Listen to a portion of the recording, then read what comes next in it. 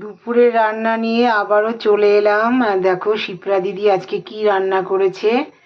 এটা হচ্ছে মানকচু সেদ্ধ, তেল আর কাঁচা লঙ্কা দিয়েই মেখেছি, আর কিছু না।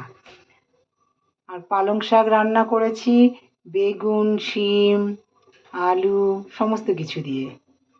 আর এই দেখো কচু রান্না করেছি আজকে, কাঁচা লঙ্কা দিয়ে একটু রসা মতন করেছি। নিরামিষ তো কি করব মাথায়। আর এখন ফুলকপি ভাজবো।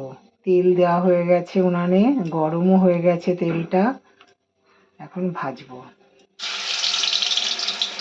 আর কিছুই করব না। তো ভাবলাম তোমাদের সঙ্গে একটু দেখাই কি কি রান্না করছি। মটরের ডাল ভিজিয়ে নিয়ে লঙ্কা, হলুদ সমস্ত কিছু দিয়ে ভালো করে মেখে নিয়েছি কালো জিরে দিয়ে। আর ফুলকপিগুলো এর মধ্যে দিয়ে করছি। এরকম এরকম ফুলকপিটা দিয়ে করছি।